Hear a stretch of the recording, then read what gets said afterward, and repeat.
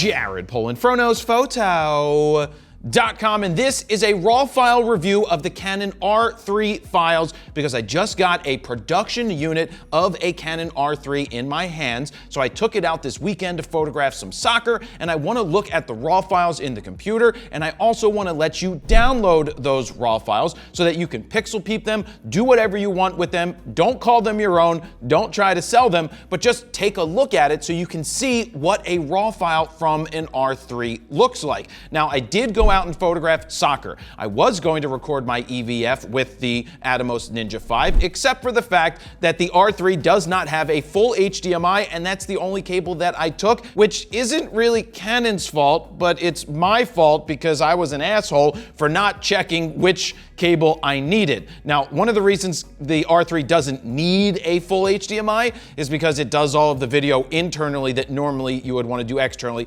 But let's get to these files right here. Now, I was using a 402.8 version 2 IS, which is 2 generations ago, which is roughly 10 years ago. That lens is about 10 years old, and it was adapted with the adapter, the EF to RF adapter, and it was fantastic to use. But the fact that I can use a 10-year-old lens to do this, it's super sharp. None of these are cropped. You'll see in the raw files, you can pixel peep them, you can do whatever you would like with them, but I'm really happy with what I was able to get here. The colors look great. The speed was fantastic. The autofocus is what's incredible. The stickiness and the acquisition of the eye at a distance is unbelievably fantastic, and it's hard to sit here and say that the A1 from Sony is better or equal. It's just hard to compare to unless you're sitting there with both cameras looking through one and looking through the other. The way that the Canon works now is if your finger isn't even pressed on the button, it still finds the faces, puts a gray box, I wish I could show you this, over the face, you press the shutter halfway down, and then it goes right to the eye because that's what it saw.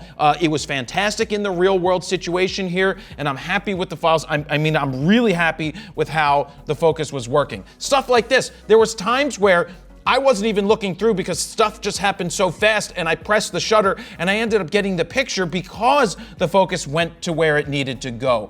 These are really nice. I'm shooting at 1/4000th of a second, around at 2.8 at 500 ISO because I wanted the faster shutter speed. It was a 2 o'clock game. Of course, daylight saving times came to an end, so it was going to be dark by 4:30, so the light kept going down. But you can see how these files look. Just look at how sharp and how nice this is. Oh, it had to load. It looks great. So is it an issue having 24 megapixels? The answer for me is no. Do I prefer having 50 of the A1 and 45 of the Z9? The answer is yeah, give me more. I'll take more, except for the fact that each one of these files is 24 megabytes each. Whereas with the A1, I'm shooting uncompressed RAW at 103 megabytes each. So they're lighter files, but the sports shooters that love to crop don't have as much room to crop, but 24 megapixels is plenty. Do I want 50? Yeah, give me 50 all day long. I'll take the 50 all day long for no reason because I'm not even cropping, but the separation here is great. The fact that the focus just locks on with a 10-year-old lens seamlessly is incredible and a big win for people that have older EF glass. The action in front of the net, just right here, it's just being able to pick up those shots like this. I'm gonna show you a sequence in just a second, but the colors I'm happy with. I show this because it's horizontal and it fills the screen more, but you get beautiful separation at 2.8. Now I'm at 1/3200th of a second, but no issues did I see at all with what I was looking at. The only issue I see, and I'm gonna show you the presets real quick because somebody said to me like that our presets didn't work for sports, and they're like, it just looked bad. Well, to be honest with you, you shouldn't be putting presets on sports that are extreme. And the reason is sports is, you want to see it the way the color was is the way that you want to see it, right? And I'm going to show you that right now. So there are presets that we have that work. But look, here's a thing you need to remember. When you reset a file in Lightroom, I've noticed this only with Canon. It does this, automatically has checked, remove chromatic aberration. I don't want that. Enable profile corrections. I don't want profile corrections every time. I actually like the natural vignette that is there. I prefer that. I want to be able to choose when do I want lens correction on or when do I want it off. This isn't a feature I can turn off in the camera. It just shows up with the Canon files. So whenever you reset it or import, the first thing I do is get rid of all of those. But let's go through the presets. Let's go down to FroPack 3 because Prestige Worldwide is a catch-all. Now, is it perfect right off the bat? The answer is no, but I clicked on it and I brightened it up, and right off the rip, Prestige Worldwide is perfect for sports from FroPack 3. Let me hit reset once again.